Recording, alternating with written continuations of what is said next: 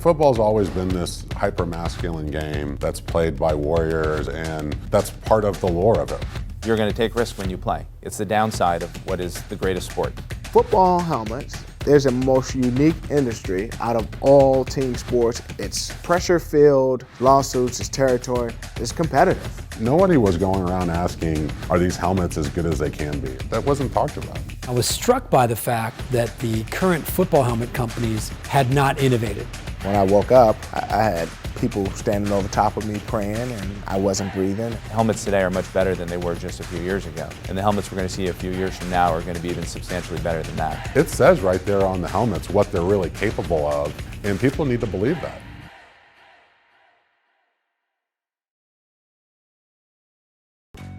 The injuries weren't really injuries, right? You got your bell rung, quote unquote, or you're a little dizzy, you sit down for 30 minutes or 10 minutes or 5 minutes, and then you get back up and you get back in the game. Nobody was going around asking, are these helmets as good as they can be? How are we looking at protecting your head? I mean, that wasn't talked about. The truth of the matter is I probably knew more about my Nike cleats and how they were developed, more so than I knew about my shoulder pads and helmet.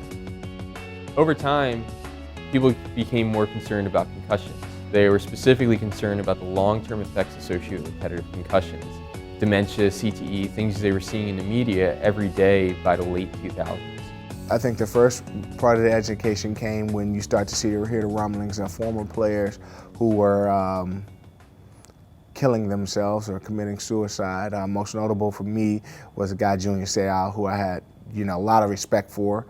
I went from awareness where people kind of knew that football was a violent sport to a hysteria where people started saying like, oh my God, my kid could be, or I could be affected for the rest of my life because of traumatic brain injury, and something needs to be done.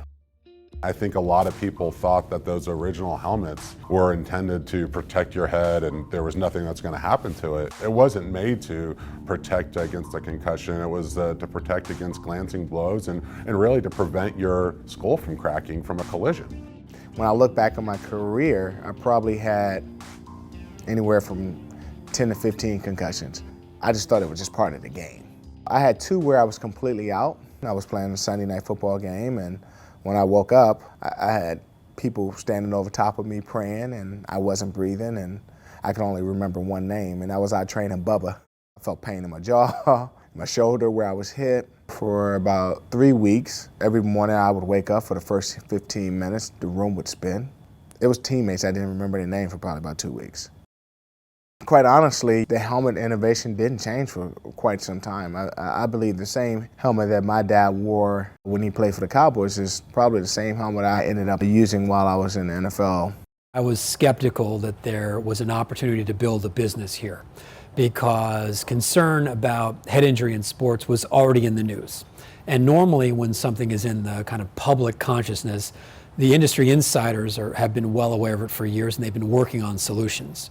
And I was struck by the fact that the current football helmet companies had not innovated.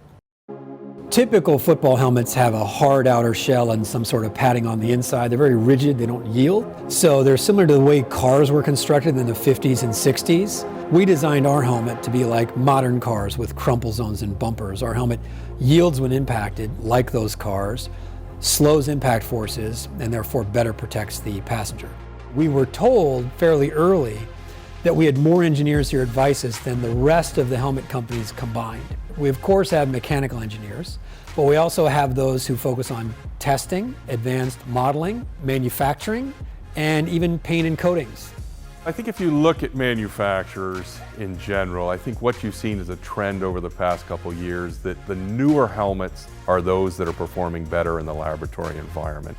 Lab testing is gold standard for football helmets like it is in automotive because everything is so repeatable and accurate.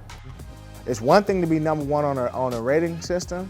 It's another thing to be, am I gonna go out here and cover Antonio Brown in that?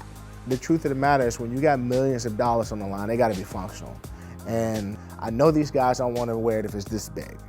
When you hear the word safety, that means lack of performance. I know that performance, it has to be number one, because that's what sells.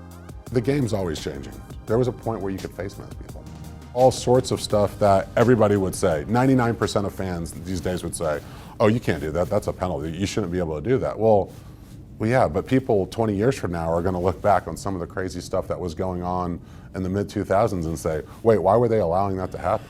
We think helmets can make a big difference. They're not going to make the difference alone. It's going to be part of a portfolio of actions. It's better equipment, better coaching, different tackling techniques, increased vigilance.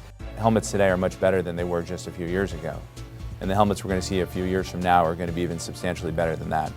I had a blast, and I loved playing, and I loved the game of football.